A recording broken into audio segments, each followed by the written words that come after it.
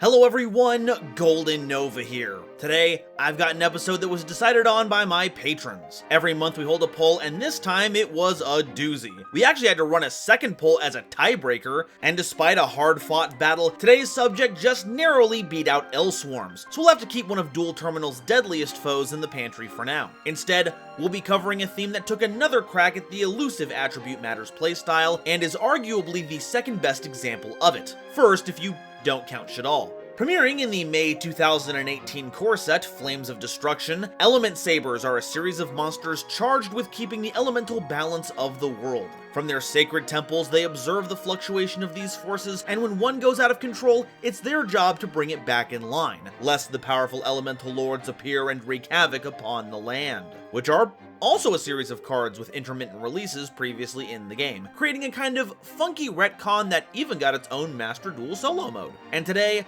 we're gonna flesh them out just a little bit more. So let's review our attributes to see what we're working with, figure out the nature of the theme, then gather our allies to gain the element of surprise. It's time to balance things out with Elementsabers and Lords explained.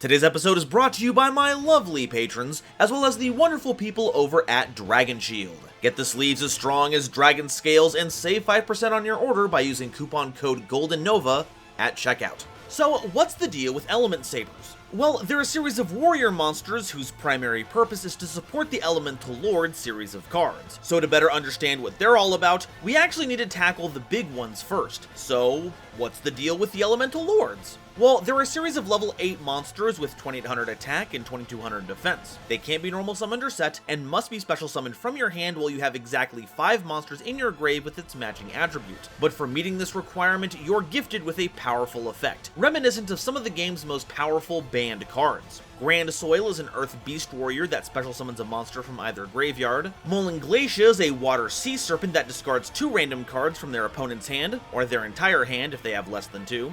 Phosphorage is a light fairy that destroys all monsters your opponent controls. Pyrorex is a fire dinosaur that destroys 1 monster your opponent controls, but deals half that monster's original attack to both players as effect damage. Umbra Mirage is a dark fiend monster that adds a monster with 1500 or less attack from your deck to your hand, and Windrose is a wind-winged beast monster that destroys all spells and trap cards your opponent controls. All of them are devastatingly powerful and come with great stats, but there is a catch. If any of them are sent from the field to the grave while face up, you have to skip the battle phase of your next turn. So if your opponent blows them up, you're stuck giving your opponent a free turn. That being said, there are ways around this. We just need a little help from the game's strangest mechanic, Xyz summoning. Sure, pendulums might be flashier, but it all kind of makes sense if you take a few moments to work out all the nuances. But Xyz monsters? They're pulling some David Copperfield nonsense. See, when you use monsters as Xyz material, they don't leave the field. Technically, they don't go anywhere. And yet, they aren't on the field anymore. They're Xyz material. They transmute into a wholly new substance, like severe lead bricks into comedy gold. So if you overlay the Elemental Lords together to make a rank 8, you can cycle through them and never have to worry about the negative consequences. But if you ask me, avoiding negative consequences is very Lord-like behavior, so I take it as a flavor win. So now that we know what the Lords are about, how do the Sabers help? Well, on top of moving around cards to different zones to help get Lords in hand and monsters in grave, our core monsters all share an effect. Once per turn, while this card is in the grave, you can declare an attribute, and this card's attribute becomes the declared one until the end of the turn. See, the problem with the Lords is that they can only be splashed into mono attribute decks, and only with their associated attributes. If you wanted to play more than one, you'd have to find a way to get 5 of any given attribute into the grave. But in this deck, you just need to have 5 Elementsabers in grave, period. Then if you have, say, Grand Soil, just change their attributes until you have 5 in grave, get the summon, and if you get your hands on Windrose on a later turn, you can do the same thing without having to set up your grave even more. But you need more than silly grave fixing for a deck to work, so let's see what these critters can do themselves. Elementsaber Ina is a level 2 Earth monster with 900 attack and 1800 defense, and once per turn you can send an Elementsaber monster from your hand to the grave, then target an Elementsaber or Elemental Lord that was properly summoned in your grave, except a copy of itself, and special summon it, ignoring summoning conditions. Side note, they should really put that parenthetical text on more things. We don't want another dark flat top situation. But yeah, this card is dope, no two ways about it. You're either getting another member of the theme out to take advantage of their effects, or getting back an Elemental Lord, which will trigger its effects because it only cares about being special summoned, not necessarily by its own effect, granting you something really powerful. Now, when are we actually going to give this warrior a saber? Putting spikes on a shield does not count. Elementsaber Makani is a level 2 wind monster with 1300 attack and 1200 defense, and once per turn you can send an Elementsaber monster from your hand to the grave to add an Elementsaber or Elemental Lord from your deck to your hand. Makani fulfills the role of our Stratos, grabbing whichever Elemental Lord fits the situation, whether you need Phosphorage to clear out monsters or Wind Rose to clear out back row. Or you can grab an Elementsaber to take advantage of its particular form of utility. They basically have the whole theme on their fingertips, which means they're really Makanite on their own. Elementsaber Malo is a level 3 fire monster with 1700 attack and 200 defense, and once per turn you can send an Elementsaber monster from your hand to the grave to send an Elementsaber or Elemental Lord monster from your deck to the grave. This is largely here to fill up our grave with Elementsabers to reach that critical threshold to summon our lords. Sending the lords themselves seems a little odd, we can't revive those with Ina, but we do have a way to recover them coming up later on, making Malo a kind of pseudo-search card. Though we still have Makani for that, so only use this line as a last resort. And really, just use Malo as little as possible in general. Not because the effect isn't good, it's just, that's not the face of someone I trust to balance out the chaotic forces of the earth, it's the face of someone looking to buy fireworks. Like the illegal kind.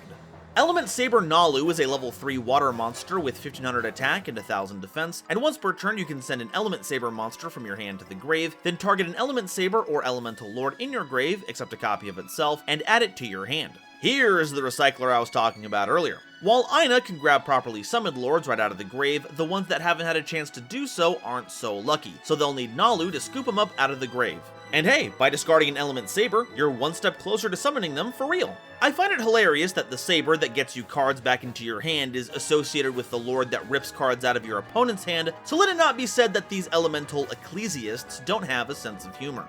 Elementsaber Lapauwila is a level 4 light monster with 400 attack and 2100 defense, and once per turn when a spell or trap card is activated as a quick effect, you can send an Elementsaber monster from your hand to the grave to negate the activation, and if you do, destroy it. Hey, a spell and trap negate, not bad. There's a lot of cards like Imperm that can really ruin our day, so having a way to thwart those is going to be paramount. Seems odd that the monster dual-wielding swords has such a low attack stat, but then again, one of them is the Levin sword from Fire Emblem, so their magic stat must be jacked.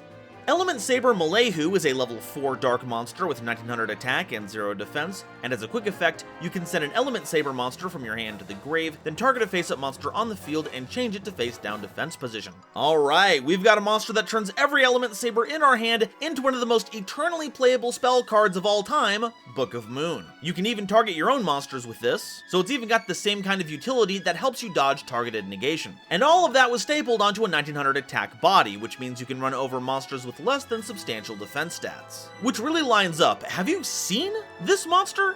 That jawline is so chiseled it's giving the Giga Chat a run for its money. We've got one more monster and it works pretty differently from our usual fare. Forget all the stuff you know about Elementsaber so far, because right now we're talking about Elementsaber Lapauwila Mana, a level 6 light monster with 2400 attack and 2100 defense, and you can send 2 other monsters from your hand to the grave to special summon this card from your hand, and apply the following effects to Elementsaber and Elemental Lord monsters you control, depending on the original attributes of Elementsaber monsters sent to the grave to activate this effect. If you sent an earth or wind, they can't be destroyed by battle, sending a water or fire makes it so they can't be destroyed by card effects, and light or dark makes it so your opponent can't target them with card effects. So this is what's going to make our whole deck tick, being a large body that also provides some great protection. Sadly, you're only able to get 2 of those protections off of a single monster, but depending on the matchup, you can identify which are best and send accordingly, if you have the right monsters for it, but trust me, we have a way to fix that coming up real soon. The cool thing is though, you can send any 2 monsters for the effect, but it only counts the attributes of Elementsaber monsters you send. I don't know about you, but I feel personally attacked by this. It's like they wanted someone to trip over this and have a bad time. But Can't deny how good that fit is. The armor is pretty top tier, but they also stuck one sword into another sword. Now that's what I call a Legend of Mana. Alright, that does it for the monsters. Now it's time to cover the spells and traps, starting with the most important one, Palace of the Elemental Lords, a field spell card that grants all monsters you control an attack and defense boost of 200 for each different attribute in your graveyard, which can cap out at 1400 if you remember that Divine is an attribute. Once per turn, you can add an Elementsaber monster from your deck to your hand, but skip the battle phase of the next turn, even if this card leaves the field. And also once per turn, if an Elementsaber monster in your hand or on your field would send any number of cards from your hand to the grave to activate an effect, you can send that many Elementsaber monsters from your deck to the grave instead. So you might have noticed that all of our Elementsabers require us to ditch cards from our hand, which is pretty bad for us in the long run. Some monsters like Makani and Nalu are even on card economy, but others minus us to high heaven. Palace helps with this by letting us cheat the cost by sending a saber from deck, which is great because we're still filling up the grave to help with our Lord summons, and is absolutely integral when it comes to Lapua Ilamana, so you can send all the material from your deck and effectively choose the protections that apply. The search helps us to ensure this, at the cost of a future battle phase, but if you're able to make the one you're about to get count, you don't really have to worry about that, nor do you have to worry about it if you're already being punished by another Elemental Lord drawback. Thankfully, the skip can stack on the same battle phase, so if you're in trouble, you might as well go all in. But if you do get a lot of advantage out of this, I would remind you to keep your manners up. No one's gonna like it if you lord it over them.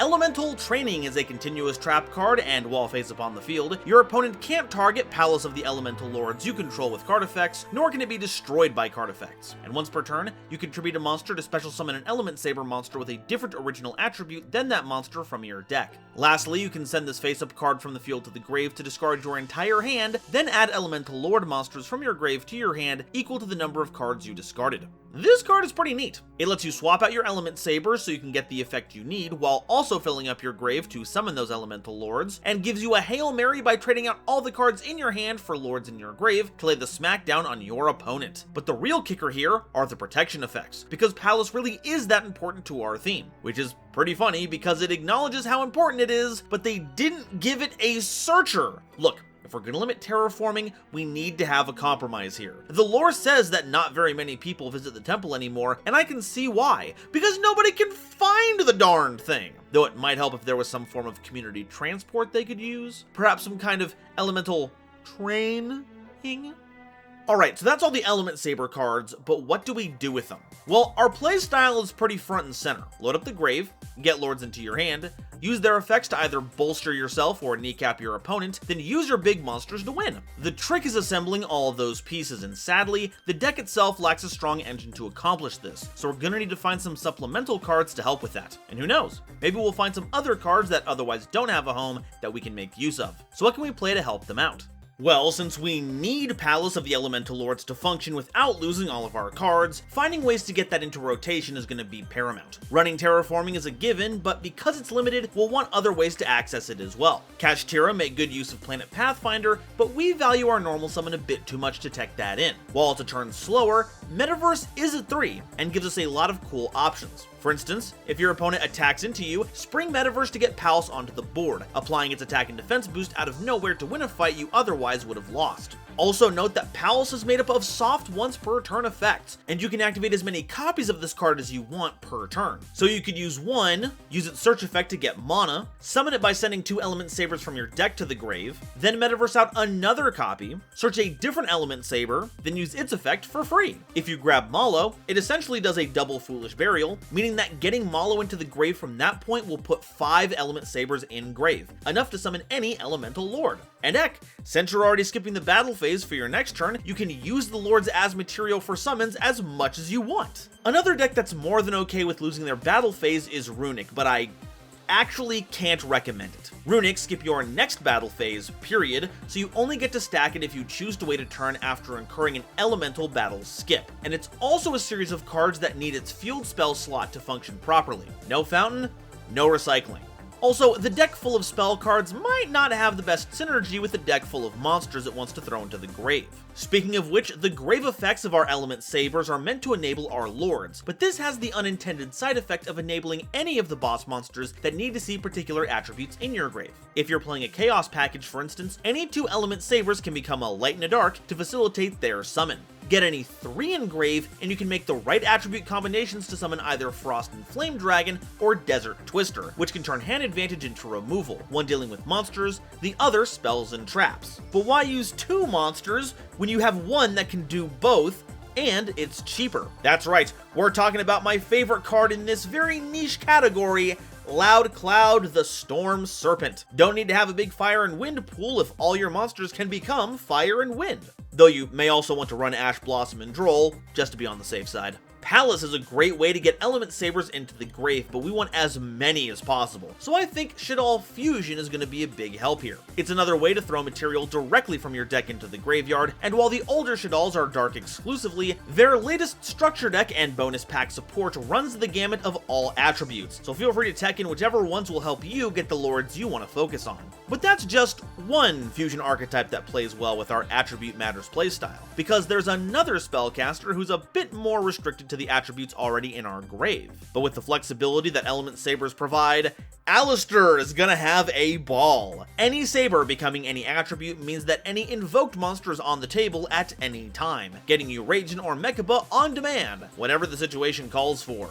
This next monster comes up quite a few times as silly tech picks in other videos, but when it comes to Elementsabers, it's like it was made for them. Elemental Grace Doriado can be summoned once you have the 6 base attributes in your grave, or you can sub one out for Divine if you want to be silly with it, has a huge body, and has a non-once per turn inherent summon negate. And because of the Elementsaber's natural diversity of attributes, Doriado will stay stronger for longer. Heck, you can even search it out with Umbra Mirage. Getting our hands on more level 8 monsters is really going to help tuck our elemental lords away as soon as possible, and I can't think of a better engine nowadays than the new Horus monsters. Use the Sarcophagus to trade cards away for those good sons, revive them, then use them as material, or as general board presence. They've got great stats and powerful effects. Not to mention that they come in a variety of attributes to summon your lords. How's the rank 8 pool looking? It's pretty good, especially when it comes to us. The Zombie Vampire has been seeing a lot of success recently, and for good reason. Milling us for 4 means we'll get more monsters into the grave to help our lords get summoned, and we get a free monster to boot.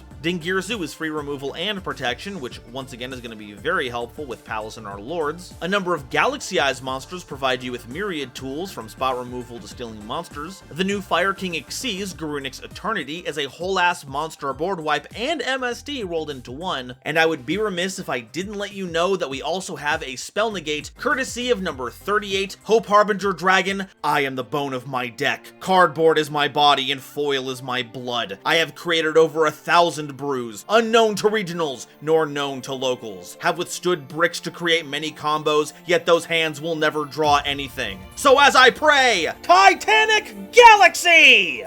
As for a silly tech pick, this is a card that's always baffled me, and I think there's no better place for it than here. I mean, Grand Soil's even in the art. A wild monster appears. While it can work with a variety of monsters, who it's meant to work with is on the tin. Kinda. It does keep our opponent from taking any damage this turn, as well as keeping us from summoning monsters, but the good news is that it only applies for the rest of the turn. So you can totally do your combos as usual, then top things off with a big effect. Though, be careful about that, we do have some non-bows here. For instance, even though Grand Soil is on the art, the summon restriction keeps you from using its revive effect. And while Pyrorex can still pop a monster, only you are going to take damage from the effect. But that still leaves you with a Raigeki, Harpy's Feather Duster, Delinquent Duo, and Sangin you can use, so it's got some good options. Alright, that's all the info I have on Elementsabers and their lords, but how do they line up against the Nova scale? Novelty.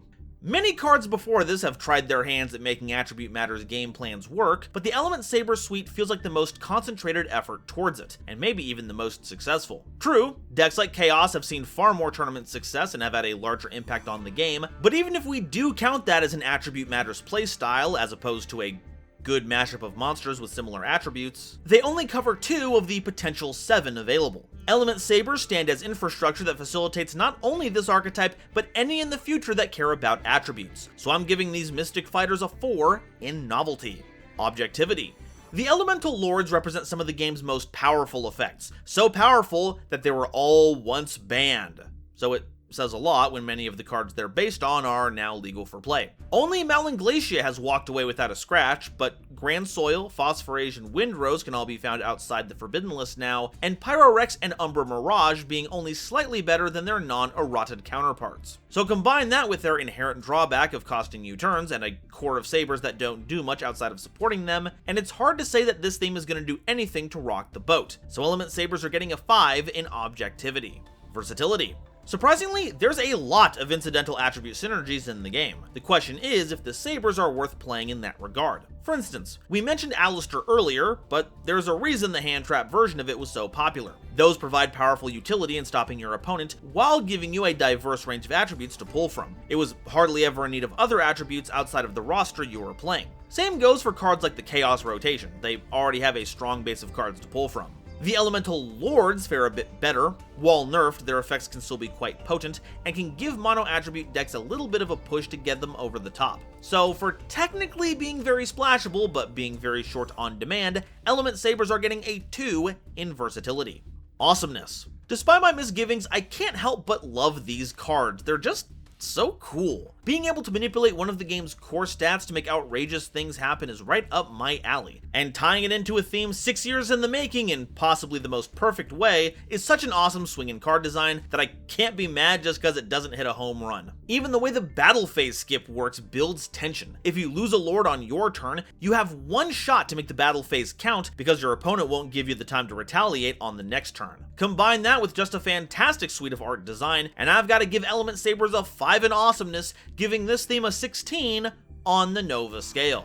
And that's all I have to say about Elementsabers. This deck is dripping with cool. I just wish it had a more comprehensive playstyle. I'd love to see what a new wave of legacy support would do for the deck and how this kind of playstyle could be adapted to a modern playstyle. And it'd also be cool if they added in the frickin' Divine Elemental Lord. I don't know what forbidden effect you would mimic.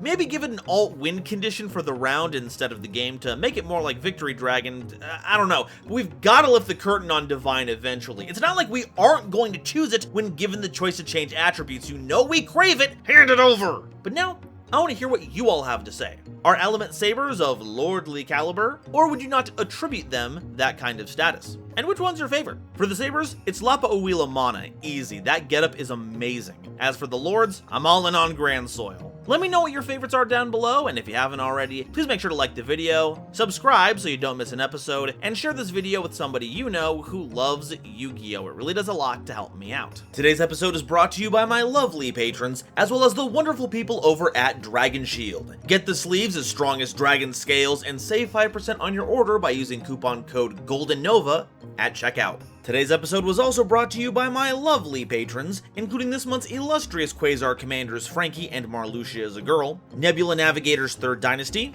Ada Basilisk, Adam Zajdel, Andrew Newman, Kane Senpai, Chibi Gohan, Christopher Fuss, Clockswork, Dark Dragon X830, Emony Chan, Eric, Aaron the World Breaker, Garland Chaos, Genesis Yu-Gi-Oh!, Green Knight, Great Big Pillock, Hairbear, Harry the Ominous Benefactor, Howling Zangetsu, Hydracraft 135, Iron Zero, Iskander 711, Mana Charge, Marion James E. Picata, Mega Combi, Millennia Asta, Muzuki Clark, Nathan Vig, Natiel Lee Alexander, Orozco 09096, Panther J, Rebel King Lucifer, Red Eyes Jackalow, RJ the Jank Monarch, Sammy Haim, Serenity Towns, Sir Knight JCB, Sim Antares, The Wizard Moose, URTV 667 and Xander Wolfensberger, Cosmic Crusaders Alpha Sly, Almento 5010, A Random Pup,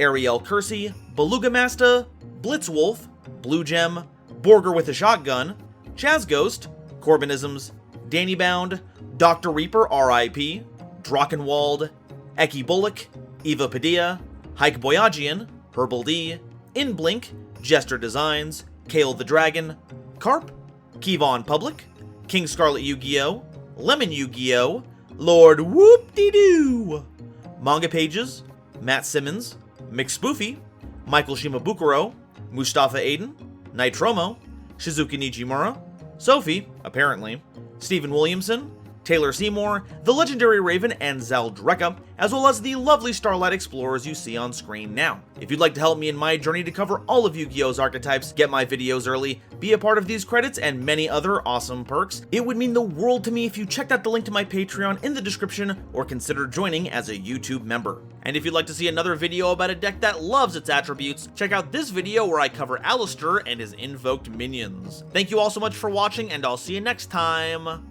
Bye-bye.